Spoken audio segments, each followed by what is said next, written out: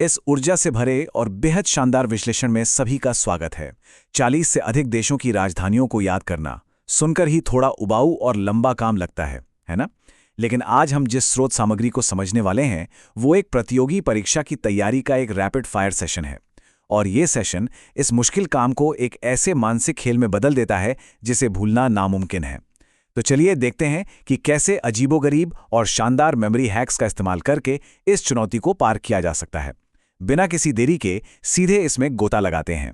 तो सबसे बड़ा सवाल ये उठता है कि क्या बिना रटे महज कुछ ही मिनटों में 40 से ज्यादा विश्व की राजधानियों को याद करना वाकई संभव है?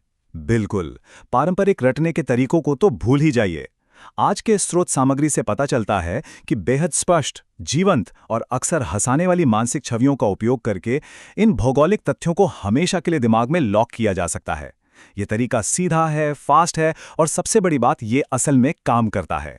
Level 1 the familiar neighbours.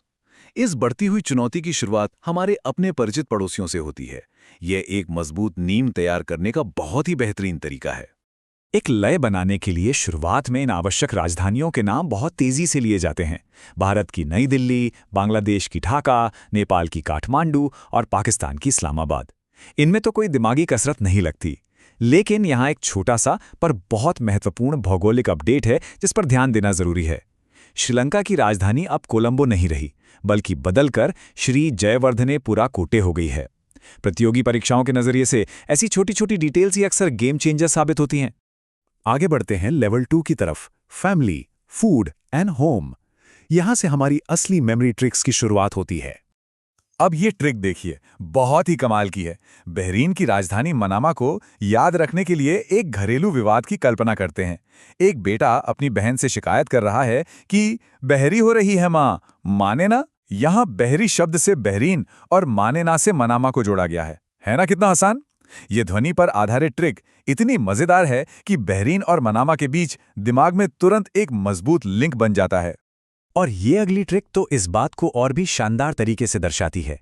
Norway और ओस्लो। मान लीजिए कि कोई नाव में बैठा है, एकदम रिलैक्स कर रहा है और चाहता है कि ये आरामदायक सफर थोड़ा और लंबा चले। तो वो क्या कहेगा? नाव और स्लो चलाओ।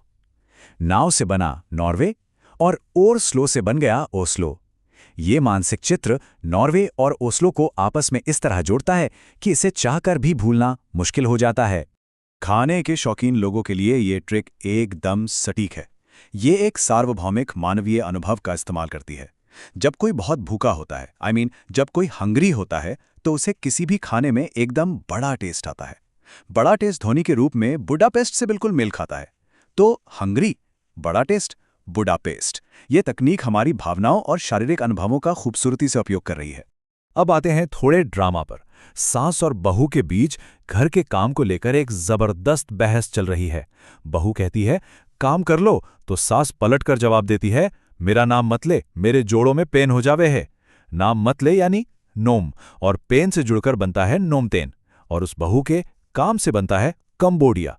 कंबोडिया की राजधानी नोमपेन को याद रखने के लिए ये कई किरदारों वाला डायलॉग एकदम हुक की तरह काम करता है। खैर, अब चलते हैं लेवल 3 पर, फ्रेंड्स, फोज एंड फाइट्स। अब इंटेंसिटी थोड़ी और बढ़ने वाली है, क्योंकि अब हम देखेंगे कि कैसे जलन, पैसे और आपसी झगड़ों को मेमोरी टूल बनाया गया है। सोचिए, अगर कोई अकेले स्विट्जरलैंड घूमने चला जाए तो उसके दोस्त जलन से बर्न हो जाएंगे। किसी की ताज़ी किश्त या ताज़ा पैसा आ जाए तो वही दोस्त दुश्मन बन जाते हैं। ये ताजिकिस्तान के लिए है। पोलैंड के लिए कल्पना कीजिए कि कोई किसी पोल या खंबे से वारसा यानी युद्ध कर रहा है। और जिम्बाब्वे, एक बाबा जिम जा रहे हैं अपनी उम्र को हराने के लिए। प्रतिस्पर्धा और शारीरिक संघर्ष जैसी भावनाएं इन राजधानियों को दिमाग में एकदम सुपर ग्लू की तरह चिपका देती हैं। इसी कड़ी में दोस्तों के बीच की एक मजाकिया और तंज भरी बातचीत पर ध्यान देते हैं। एक दोस्त कहता है ब्रो, नई शर्ट लाया हूं। दूसरा दोस्त, जो शायद पहले से चिढ़ा हुआ है, जवाब देता है इसमें तेरी शक्ल बिल्कुल बंदर सी लग रही है। ब्रो, नई से बना ब्रुनई और बंदर सी से हो गया बंदर सेरी बेगवान। थोड़ा मीन जरूर है, पर इन ध्वनियों को लॉक करने का इससे मजेदार तरीका और क्या ही हो सकता है। नेक्स्ट है level 4 the wacky word plays. इस स्रोत सामग्री का यह सबसे अजीब और क्रेजी हिस्सा है। यहाँ शब्दों को तोड़ मरोड़ कर बिल्कुल बेतुकी और तेज तर्रार मानसिक छवियां बनाई गई हैं। जैसे कोई पान खाकर थूके तो उसे टोक्यो, जापान की राजधानी टोक्यो। अपना कीमती माल कहाँ रखते हैं? वॉलेटा में, माल्टा की राजधानी वैलेटा। कोई बहुत गंदा करके खाना खा रहा हो तो कहा जाता है, क्या सूंड से खा रहे हो? सूडान और खार्तूम। और जिसमें बहुत ज्यादा घमंड या अकड़ हो, घना अकड़, घाना की राजधानी अकरा। ये सारी ट्रिक्स एकदम क्विक पंचलाइन की तरह डिलीवर होती हैं, जो इंस्ट्रक्टर की रफ्तार के साथ पूरी तरह मैच करती हैं। लेकिन अब इस एक विशेष रचनात्मक छलांग पर गौर करते हैं। ये सच में कमाल है। मैसेडोनिया को मौसी डॉन में बदल दिया गया है। और लॉजिक क्या है? जिसकी मौसी डॉन हो, सब कुछ उसी के कब्जे में रहेगा ना।